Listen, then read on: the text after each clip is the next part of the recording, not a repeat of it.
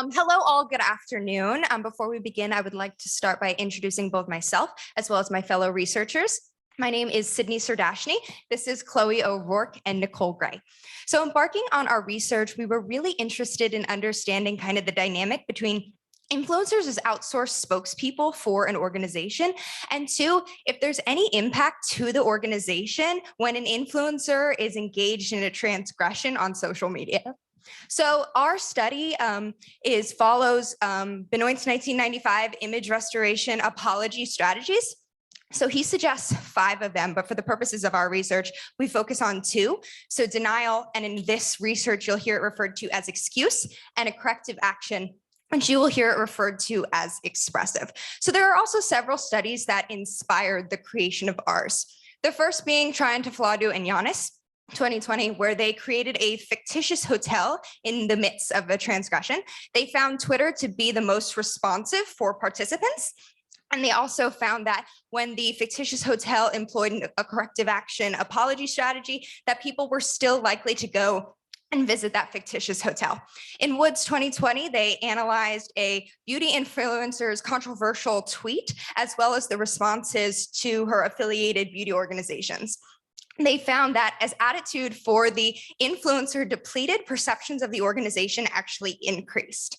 Additionally, in Singh et al. 2020, they analyzed participants' responses to an organization's response to a crisis aided by an influencer, and they found that when the organization presented a clarity apology strategy, that people actually perceived the organization to have a better image overall. And lastly, Lawson 2020, which analyzed 2 online crises, and it found that these organizations didn't matter what apology strategy that they used. Audience just found that their apologies seemed like they were only focused on crisis control and that they showed no true atonement. So this study is again driven by image restoration strategies, and they are applied to an influencer using these apology strategies. And we see if there is any impact overall to the organization based on kind of 2 key areas: purchase intent and purchase decision. So with that, our first research question is, does apology strategy used by an influencer in a transgression have any impact on purchase intent? And 2, how, if at all, does apology strategy impact purchase decision? So to answer these research questions, we conducted an online experiment comparing apology tactics. And what we were really looking to determine is if brand association with a controversial influencer can have a negative impact on an organization's bottom line. Image restoration theory presents that 2 factors are necessary for a situation to be considered a crisis. First, that the accused is being held responsible for the act, and second, that the act is considered offensive.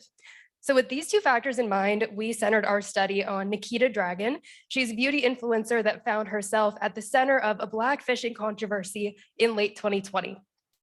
2 images of Nikita with vastly different skin tones were making the rounds online. Many users were calling for her removal from upcoming projects. And this even made it into more traditional media outlets. And many were accusing her of cultural appropriation. This is really where our experiment started. So all of our participants were primed with these 2 images of Nikita with the 2 very different skin tones, as well as her response during the crisis, which was really to make light of it.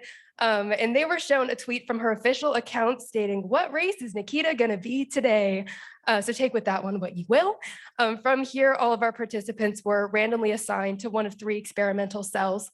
The first was a control. They saw no apology tactic, skipped all the way to our final step. The second was our excuse cell. They saw her real response, which was to double down on her actions, claim her heritage as a minority. And she even went as far as to say that she was completely over the accusations being leveled against her. So as public relations practitioners, we can pretty confidently say that's not what we would recommend. And this is what led us to our third cell, which was our expressive. So these participants were shown a tweet that our team crafted using a lot of those public relations best practices, showing an apology, and really stating that she's going to be doing better in the future. From here, regardless of experimental cell, all of our participants were shown a tweet from Morphe Cosmetics. They were announcing their upcoming launch in collaboration with Nikita Dragun and really solidifying her as a spokesperson for the brand. So this really set the scene for us to be able to measure purchase intent as well as purchase decision. In order to do that, we ran an ANOVA. And what we found is that there was no statistical significance between purchase intent toward Morphe Cosmetics and Apology Tactic, and no statistical significance between Apology Tactic and purchase decision toward products that Nikita herself endorses.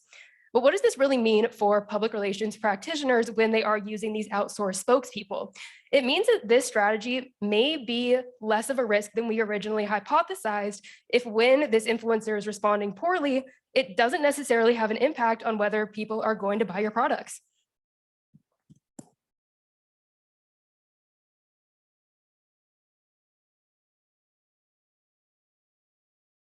Oh, thank you so much. So when we want to look back on this previous research, we'll go back to our lit review. In the Sing et al. Study of 2020, they did look at the way, influencers, IRT, image restoration theory, all play out on social media. However, they looked at the way an influencer comes in as an aid to an organization after a crisis has occurred. And we instead are looking at how this all plays out when an influencer is already tied in as an outsourced spokesperson with and that they have to deal with the aftermath of the transgressions. We look also at Trifalando and Giannis, which has some very similar themes as our work, but they instead chose to utilize a fictional hotel in their study. And we chose an actual situation that played out on Twitter with Nikita Dragun. And we also, used a quantitative approach instead of a qualitative approach, which has been taken in a lot of influencer-related research. We look at Lawson. It was a multi-platform discourse. We have another study, Woods, from 2021, which was a content analysis. And this can be beneficial, but we really feel the experimental nature of our design was really beneficial for moving public relations research forward. Of course, we had some limitations. We did our, study through SONA here at San Diego State. So a lot of our participants fell into the Generation Z group. No one was over 39. We had a lot of 18 to 39, under 30 participants. So we don't really know necessarily how, Gen X or, maybe baby boomers would feel about this. This is very focused on this younger group. Also, we had 80% of our respondents were women. So we know that if we want to make the study more generalizable, we're going to need to bring in some, individuals who identify outside of female into our study. But, there are a lot of consumers who, buy makeup who are women. So it's still very valid and interesting to look at. And we also realize in terms of our design, it may have been beneficial to employ some kind of pre-questionnaire where we can really establish people's baseline knowledge of Nikita Dragun as an influencer, because that turned to be rather interesting, kind of trying to figure that out, how to really manage that percent change. And also, exposure to our stimuli. We feel we could have required our participants to stay with our stimuli material a little longer. We only required 10 seconds. Average participant spent about 15 seconds on each page. So we feel we should have amped that up to 20. Future, research, we want this to become generalizable. And by doing so, we definitely think, pre-questionnaire, maybe kind of including some sort of survey to create a baseline where we can say, hey, how did our participants respond to previous crisis or other influencer, mishaps in the past, so we could kind of get more of an understanding of their general feelings towards influencer crisis. But we're super excited for our upcoming amendments to this project, and I'm going to let Sydney take over and finish that. Yeah, to conclude, we would just like to say that there are additional aspects to this study that are still in the data collection process. So we're really interested to see that newly collected data only enhances the knowledge that we've already accumulated through this analysis. We're also pushing towards publications so that those in PR, crisis communication, and communication in general across a variety of industries can see that using influencers, there's actually some benefits to help reach those latent audiences. We thank you again for your time today, for coming to listen to all of our presentations.